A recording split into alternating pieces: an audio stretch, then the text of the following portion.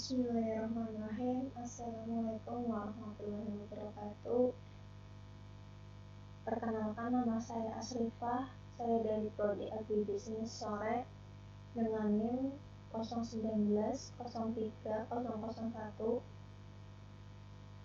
Pada kesempatan kali ini saya akan menjelaskan presentasi mengenai analisis rasio aktivitas untuk menilai kinerja keuangan pada PT Indofood Sukses Makmur Tbk yang terdaftar di Bursa Efek Indonesia atau BEI. Presentasi ini saya ajukan untuk memenuhi tugas mata kuliah analisis finansial Prodi Agribisnis. Ya. Selanjutnya yaitu pengertian dari rasio aktivitas. Rasio aktivitas adalah rasio yang digunakan untuk mengukur efektivitas perusahaan dalam menggunakan aktiva yang dimilikinya. Menurut Harhab tahun 2009, rasio aktivitas merupakan rasio yang menggambarkan aktivitas yang dilakukan perusahaan dalam menjalankan operasinya, baik dalam kegiatan penjualan, pembelian, dan kegiatan lainnya.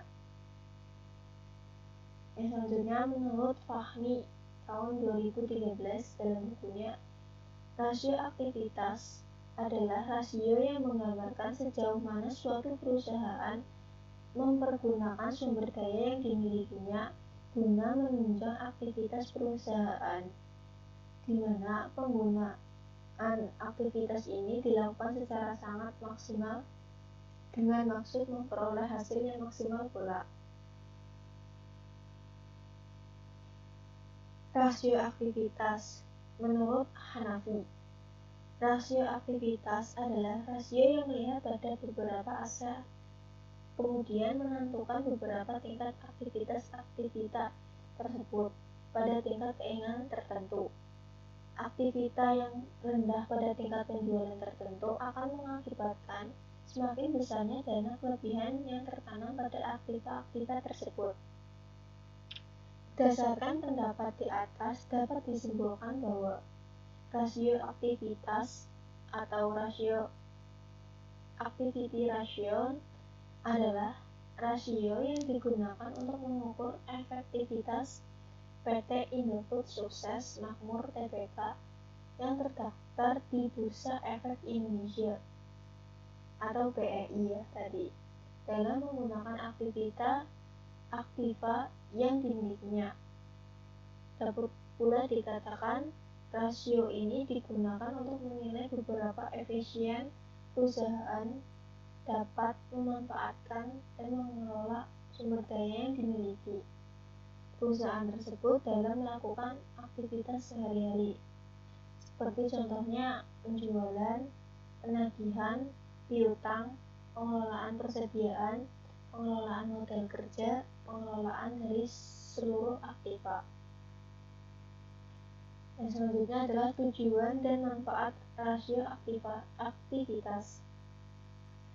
Menurut Kasmir dalam bukunya tahun 2010 halaman 173, beberapa tujuan yang hendak dicapai perusahaan dari penggunaan rasio aktiva antara lain yaitu: yang pertama, untuk mengukur berapa lama penagihan piutang selama satu periode, atau berapa kali dana yang ditanam dalam piutang ini berputar dalam satu periode. Yang kedua yaitu untuk menghitung hari rata-rata penagihan hutang atau day of receivable, di mana hasil perhitungan ini menunjukkan jumlah hari piutang tersebut rata-rata tidak dapat ditagih. Yang ketiga yaitu untuk menghitung beberapa hari rata-rata sediaan disimpan dalam gudang. Yang selanjutnya masih dalam tujuan dan manfaat. Nomor 4, untuk mengukur berapa kali dana yang ditanam dalam modal kerja berputar dalam satu periode, atau berapa penjualan yang dapat dicapai oleh setiap model kerja yang digunakan, atau working capital turnover. Nomor 5, untuk mengukur berapa kali dana yang ditanamkan dalam aktiva tetap berputar dalam satu periode. Untuk mengukur penggunaan semula aktiva perusahaan dibandingkan dengan penjualan. Manfaat dari rasio aktivitas menurut Kamir tahun 2010 halaman 174 sebagai berikut. Nomor 1, dalam bidang piutang perusahaan atau manajemen dapat mengetahui berapa lama piutang mampu ditagih selama periode. Manajemen dapat mengetahui jumlah hari dalam rata-rata penagihan piutang atau day of receivable. Yang kedua, dalam bidang sediaan, manajemen dapat mengetahui hari rata-rata sediaan tersimpan dalam gudang. Hal ini dibandingkan dengan target yang telah ditentukan atau rata-rata industri. Yang ketiga, dalam bidang modal kerja dan penjualan, manajemen dapat mengetahui berapa kali dana yang ditanamkan dalam modal kerja berputar dalam satu periode, atau dengan kata lain, berapa penjualan yang dapat dicapai oleh setiap modal kerja yang digunakan. Yang selanjutnya itu dalam bidang aktiva, penjualan, manajemen dapat mengetahui berapa kali dana yang ditanamkan dalam aktiva tetap berputar dalam satu periode. Manajemen dapat mengetahui penggunaan suatu aktivitas perusahaan yang dibandingkan dengan penjualan dalam satu periode tertentu. Selanjutnya, apa sih jenis-jenis rasio aktivitas? Jenis-jenis rasio aktivitas yang pertama yaitu perputaran piutang atau receivable turnover.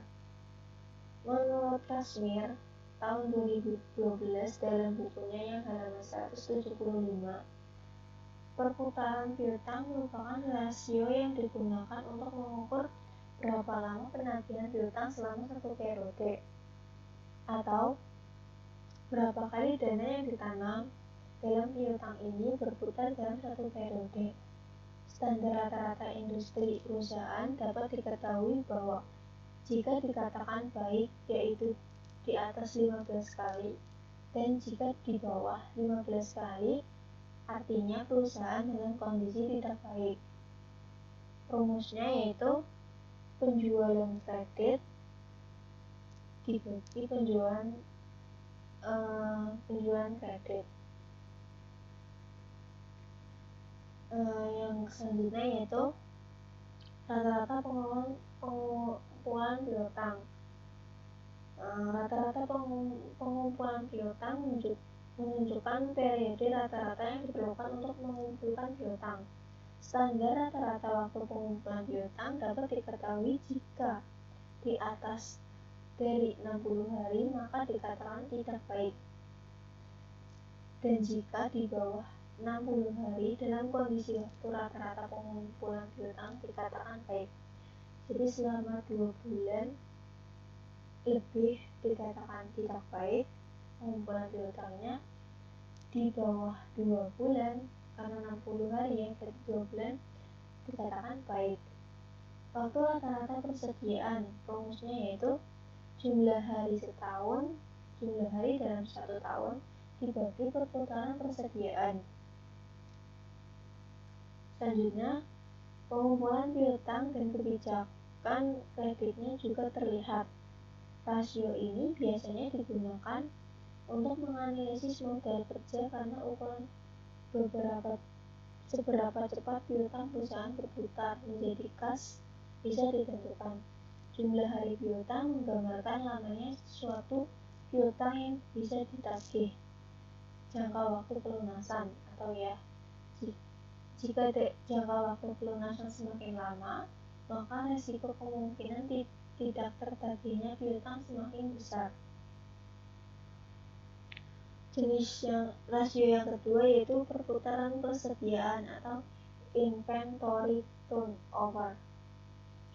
Menurut Kashmir, lagi-lagi menurut Kashmir, tahun 2010 dalam halaman bukunya 129, perputaran persediaan merupakan rasio yang digunakan untuk mengukur berapa kali dana yang ditanam dalam persediaan atau inventory ini berputar dalam satu periode.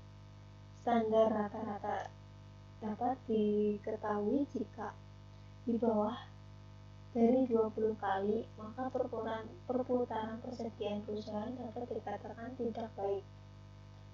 Namun jika di atas 20 kali, maka perputaran persediaan dapat dikatakan baik. Rasio ini dikenal dengan nama rasio perputaran persediaan inventory atau inventory turnover. Dapat diartikan pula bahwa perputaran persediaan merupakan rasio yang menunjukkan berapa kali jumlah barang persediaan diganti dalam satu tahun. Ini menurut Kashmir tahun 2008 halaman 180 bukunya. Perputaran persediaan rumusnya yaitu harga pokok penjualan dibagi persediaan. Selanjutnya rata-rata persediaan. Waktu rata-rata persediaan dijelaskan bahwa jumlah perputaran harga pokok penjualan dibagi dengan jumlah persediaan akan menentukan hasil persediaan dalam satu periode, sehingga meningkat atau turunnya jumlah perputaran persediaan ditentukan dari pembagian harga pokok penjualan dengan persediaan. Waktu rata-rata penagihan persediaan digunakan untuk menghitung berapa hari rata-rata persediaan tersimpan dalam gudang. Rumus untuk menghitung rata-rata persediaan yaitu jumlah hari dalam setahun dibagi perputaran persediaan, yang mana standar rata-rata penagihan persediaan dapat diketahui jika di atas 20 hari maka dikatakan tidak baik, dan jika di bawah 20 hari maka dikatakan baik. Selanjutnya jenis rasio yang ketiga yaitu perputaran modal kerja atau working capital turnover. Menurut Kashmir, perputaran modal kerja atau working capital turnover merupakan salah satu rasio untuk mengukur atau menilai keefektifan modal kerja perusahaan selama periode tertentu. Artinya, seberapa banyak modal kerja berputar selama suatu periode. Standar rata-rata industri perusahaan dapat diketahui bahwa jika dikatakan baik yaitu di atas 6 kali, dan jika di bawah 6 kali artinya perusahaan dalam kondisi tidak baik. Untuk mengukur rasio ini, kita membandingkan antara penjualan dengan modal kerja atau dengan modal kerja rata-rata. Rumusnya yaitu penjualan bersih dibagi modal kerja. Selanjutnya adalah perputaran modal kerja atau working capital turnover. Dari hasil penelitian, apabila perputaran modal kerja yang rendah dapat diartikan perusahaan sedang kelebihan modal kerja. Hal ini disebabkan karena rendahnya perputaran persediaan atau piutang atau saldo kas yang terlalu besar. Dengan demikian, sebaliknya jika perputaran modal kerja tinggi, mungkin disebabkan tingginya perputaran persediaan atau perputaran piutang atau saldo kas yang terlalu kecil. Jenis rasio aktivitas nomor 4 yaitu perputaran aktiva tetap. Menurut Kashmir, perputaran aktiva tetap atau fixed asset turnover merupakan rasio yang digunakan untuk mengukur berapa kali dana yang ditanamkan dalam aktiva tetap berputar dalam satu periode, atau dengan kata lain untuk mengukur apakah perusahaan sudah menggunakan kapasitas aktiva tetap sepenuhnya atau belum. Standar rata-rata industri perusahaan dapat diketahui bahwa jika dikatakan baik, yaitu di atas 5 kali, dan jika di bawah 5 kali, maka perusahaan dalam kondisi tidak baik. Untuk mencari rasio ini, rumusnya yaitu penjualan dibagi total aktiva tetap. Yang selanjutnya mengenai perputaran aktiva tetap atau fixed asset turnover.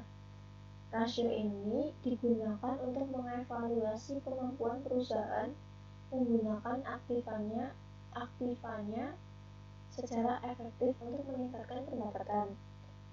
Kalau perputarannya lambat atau rendah, kemungkinan terdapat kapasitas terlalu besar atau ada banyak aktiva tetap namun kurang bermanfaat, atau mungkin disebabkan hal-hal lain seperti investasi, ada aktiva tetap yang berlebihan dibandingkan dengan nilai output yang akan diperoleh. Jadi, semakin tinggi rasio ini berarti semakin efektif penggunaan aktiva tetap tersebut. Jenis-jenis rasio aktivitas nomor 5 yaitu perputaran total aktiva atau total asset turnover. Menurut Kashmir tahun 2012 halaman 185, total perputaran aktiva atau total asset turnover merupakan rasio yang digunakan untuk mengukur perputaran semua aktiva yang dimiliki perusahaan dan mengukur berapa jumlah penjualan yang diperoleh dari setiap rupiah aktiva. Standar rata-rata industri perusahaan dapat diketahui bahwa jika dikatakan baik, maka di atas 2 kali. Namun jika di bawah 2 kali, artinya perusahaan dalam kondisi tidak baik. Rumusnya yaitu penjualan dibagi total aktiva. Selanjutnya yaitu perputaran aktiva, total aktiva ya. Total asset turnover diukur dari volume penjualan, yaitu semakin besar rasio ini maka kondisi operasional perusahaan semakin baik. Dari penjualan total asset turnover dapat diartikan apabila perputaran aktiva lebih cepat dapat menghasilkan laba dan pemakaian keseluruhan aktiva dalam menghasilkan penjualan semakin optimal. Rasio yang nilainya tinggi juga bisa berarti jumlah aset yang sama bisa memperbesar volume penjualan. Total asset turnover ini penting untuk diketahui oleh kreditor, pemilik perusahaan, manajemen perusahaan, efisiensi pemakaian seluruh aktiva dalam perusahaan bisa dilihat. Yaitu apa sih hubungan aktiva dengan kinerja keuangan? Menurut Fahmi, rasio aktivitas dalam rasio yang adalah rasio yang menggambarkan sejauh mana suatu perusahaan menggunakan sumber daya yang dimilikinya guna menunjang aktivitas perusahaan, di mana pengguna aktiva ini dilakukan secara sangat maksimal dengan maksud memperoleh hasil yang maksimal pula. Yang kedua, menurut Fahmi juga, kinerja keuangan adalah suatu analisis yang dilakukan untuk melihat sejauh mana suatu perusahaan telah melaksanakan dengan menggunakan aturan-aturan pelaksanaan keuangan secara baik dan benar, seperti dengan membuat suatu laporan keuangan yang telah memenuhi standar ketentuan dalam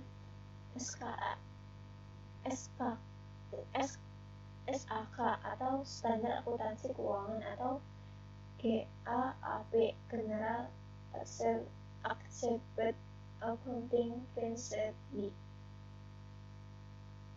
Pentingnya rasio aktiva bagi kinerja keuangan adalah rasio ini dapat digunakan untuk memprediksi laba, Jika laba meningkat, maka kinerja keuangan dalam kondisi bagus. Jika berkaitan dengan memanfaatkan sumber daya perusahaan yang ada untuk menghasilkan penjualan, semakin tinggi rasio aktiva, maka semakin baik pula bagi perusahaan. Rasio aktiva juga mengukur kinerja manajemen dalam menjalankan perusahaan untuk mencapai target atau sasaran yang ditentukan. Ini menurut Dermawan dan Purba tahun 2013.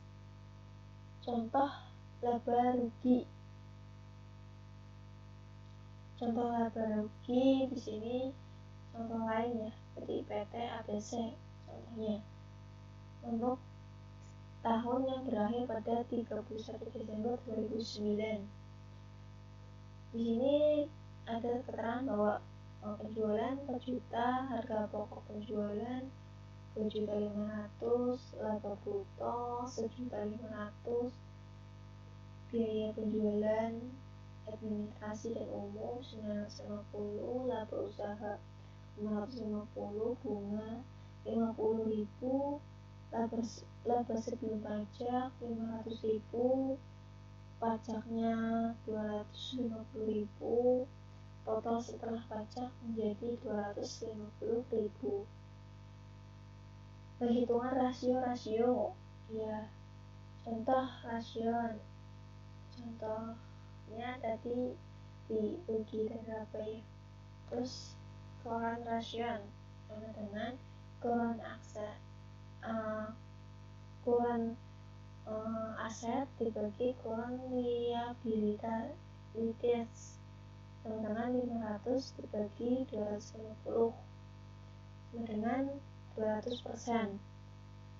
Mencari quick ratio current asset dikurangi inventory atau dibagi current liabilities sama dengan 300.000 dibagi 250 sama dengan 120%. Rasio cash dibagi current liability 100.000 dibagi 250 sama dengan 40% atau 0,4 kali. Total debt to equity ratio 750 dibagi 1.250 sama dengan 60%.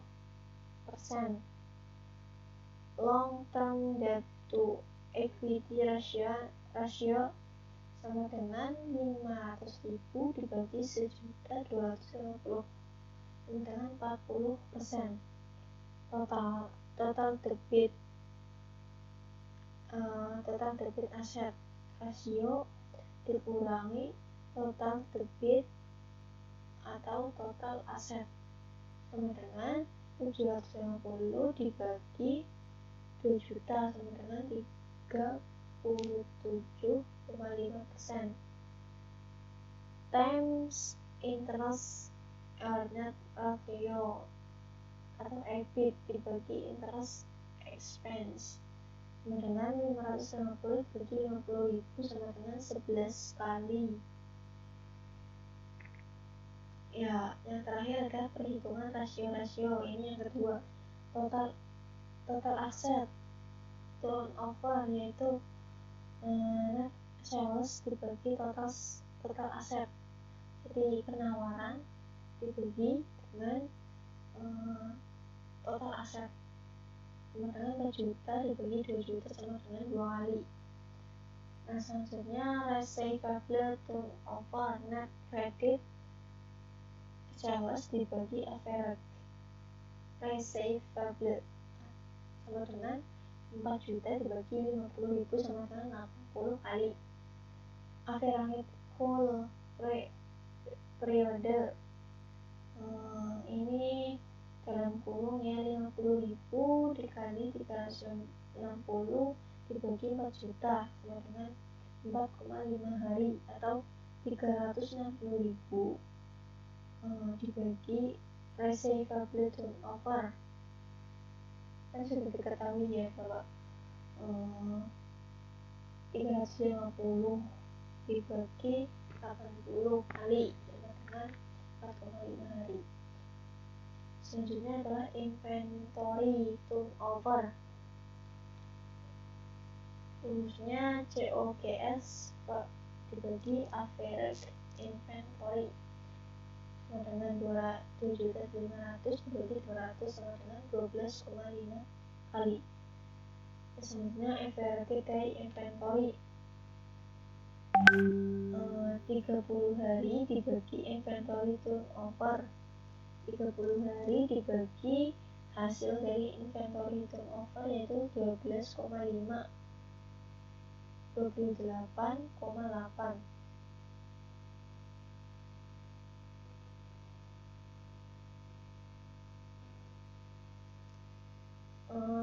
Selanjutnya itu working capital turnover. Rumusnya itu net sales dibagi current asset dikurangi current liabilities sama dengan 4 juta dibagi 250 sama dengan 60 kali. Selanjutnya adalah fixed asset turnover. Rumusnya net sales dibagi fixed asset sama dengan 4 juta dibagi 1.500 sama dengan 267 kali. Ya, sekian informasi ini saya dapat dari jurnal Branch volume nomor 1 nomor 2 Desember 2019 dengan penulis Rina Samsul Bahtiar As Nurwahidah dari Universitas Muslim Maros. Ya, sekian presentasi dari saya Asrifah dari Prodi Agribisnis. Salam entrepreneur. Assalamualaikum warahmatullahi wabarakatuh.